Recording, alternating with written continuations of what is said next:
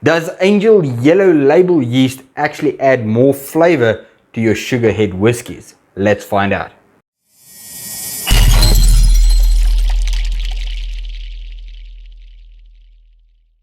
Hello and welcome back to the channel. My name is Beaver and today we will be testing Angel Yellow Label yeast. Now, if you do not know what Angel Yellow Label yeast is, it is a combination of both enzymes as well as yeast that can convert starch into sugar and ferment, but at the same time.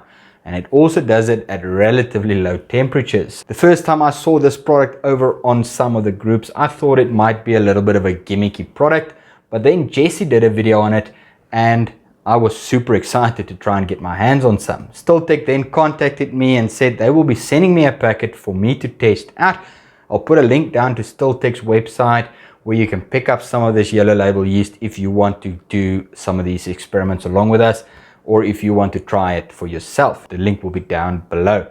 I'll also put a link to Jesse's video where he uses this Angel Yellow Label yeast down below, so you can check out his results as well. Now, when I initially found out that Stilltech will be sending me a packet of this, the first thing that popped into my head is a baijiu, or a distilled rice wine. Now, after mulling it over a little bit and wanting to figure out how I can put this into my daily, if you want to call it, distilling journey, and how I can use this product to benefit me, rather than doing a rice wine, I thought let's put it on the test by doing a shootout between yellow label yeast and normal yeast in a sugar head whiskey. Now, if you're new to this and you do not know what a sugar head whiskey is, or a UJSSM type of deal, this is where you actually make a sugar wash and you add grains into it to give that fake whiskey flavor to the actual distillate. The recipe I'll be using for this will be my Millipup moonshine. I'll put a link up here if you want to go check out that video to do the experiment. So it will be a shootout between Angel Yellow Label yeast and Daddy yeast. Now, the reason for choosing Daddy yeast is I'm not going to be using any nutrients or any other additions to this. It's just going to be a straight sugar wash with grains in it, and then Daddy yeast has the capability of, or at least in my experience, to chew through a sugar wash without having too much nutrients in it. Now, the grain is going to add some nutrients, but not enough for your standard distiller's yeast, but Daddy chews through it. Once again, we'll put a link down below if you want to get your hands on some Daddy yeast. Now, for the recipe, what we did is we took that standard Millipup moonshine recipe and we upped the amount of grain. Now, the reason why I increased the amount of grain that I'm going to be using in this recipe is relatively simple. If there's going to be an impact, I want it to be a lot. And if the yellow label yeast can convert starch into the sugars and then ferment it, well, a lot more grain is going to add some more ABV to the distillate as well as flavor. The reason for increasing it, to get that flavor impact as much as possible. So the recipe we used is as follows.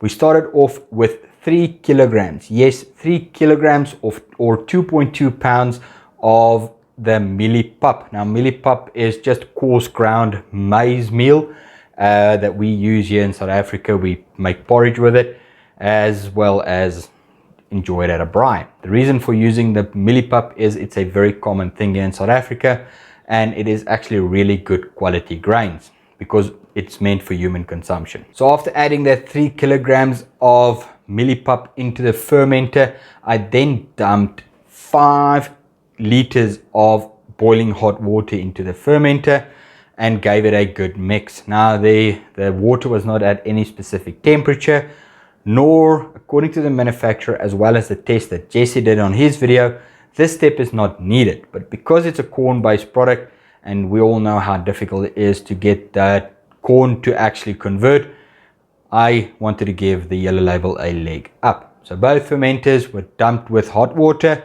and then mixed up and left for an hour for the grain to actually gelatinize.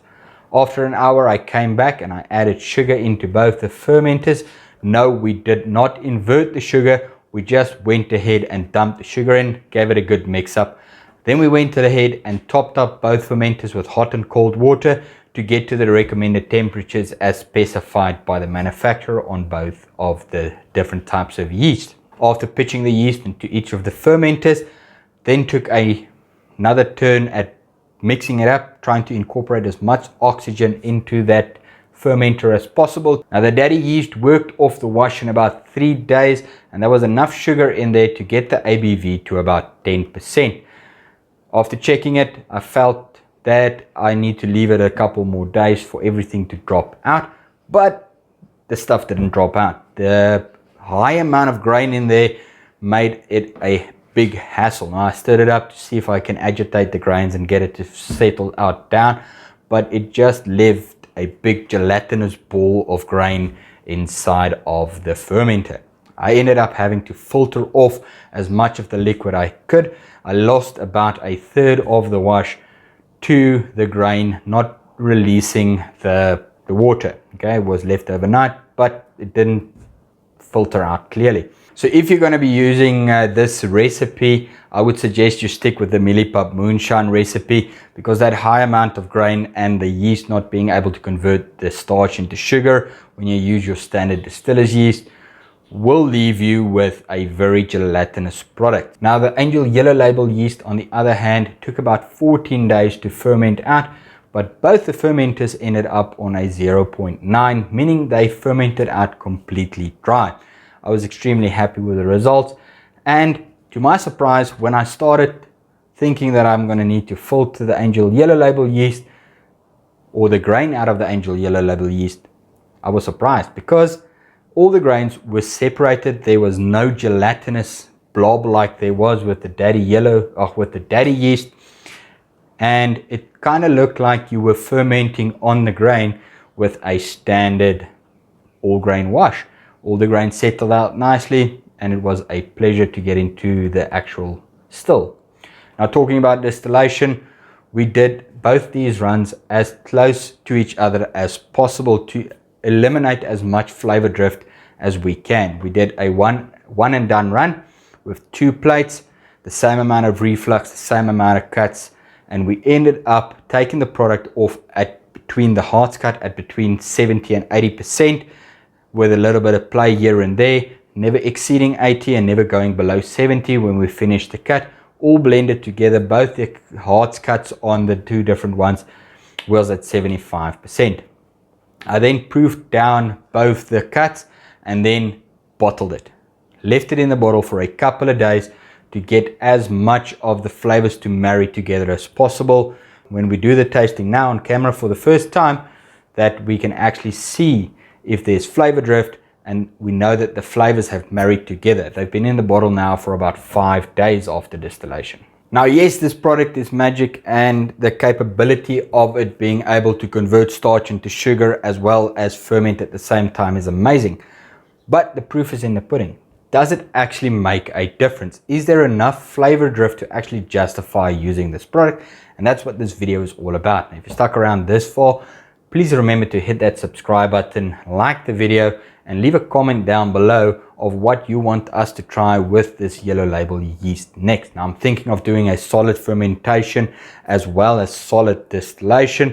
If you think that will be something interesting, please put it down in the comments below and we'll see if we can get to it.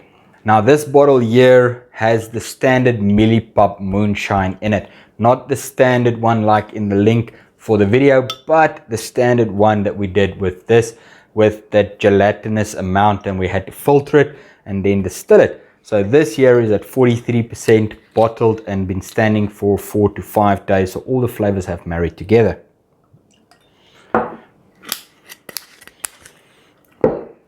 In this bottle here we have the 43% Angel Yellow Label yeast.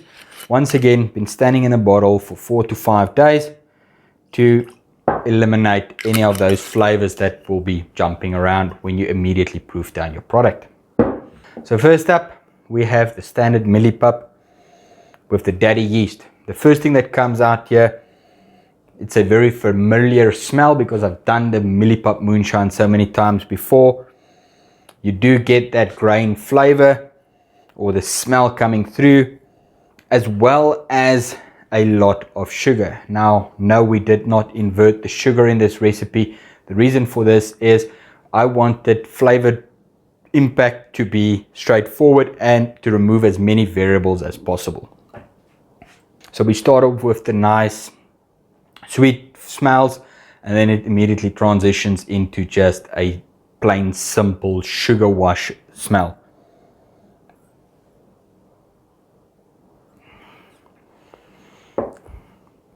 Very similar on the flavor. Starts off sweet corn, then it doesn't build into anything, it just transitions into that sweet ethanol flavor that I associate with a sugar wash. Now for the yellow label yeast. Now what I'm expecting here, or what I'm hoping for, is more of a complex flavor, as well as more rounded flavors when it comes to the grain impact as well as the sugar. So initially on the smell, you do get that sugar bowl or trademark sugar shine smell, but it is a little bit more rounded. There's a little bit more complexity to it. You get a little bit more of the dusty corn smell, almost like you do when you have a all grain fermentation, but not all the way there. It's similar to using a little bit of sugar in your all grain to bump the ABV. Let's give it a taste. As for the taste, yes, it is a lot more complex. It's a lot more rounded. It actually starts and it builds with the sweetness coming in from the corn, and then it goes into the dusty corn. It's very similar to an all grain whiskey, but not all the way there. It still has that piercing sugar smell to it and taste to it, but it's not overpowering like it is in the standard Millipup moonshine. Now that does get taken away when you age it, so it is a pretty good whiskey still, or a gimmick whiskey, but this one is a lot more complex. Now for the question that everybody's been asking: why did I do the experiment, and what does it even matter? Now for me, the reason why I chose to do this experiment is quite simple.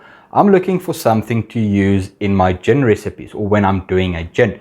Doing a simple sugar wash and then distilling it doesn't give me that rounded flavor that you do get from a commercial gin. So I was looking for something to use and not something as expensive as an all grain wash, because if you've ever done all grain, you know it's a ton of work, number one, as well as a very low yield when it comes to the amount of grain that you have to use.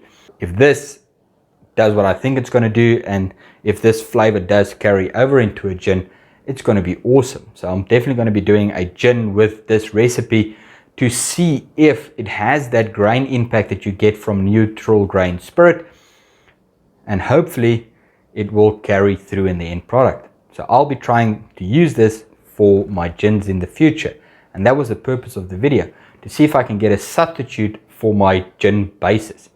And if you stuck around this far, thank you very much for watching, and have a lucky day.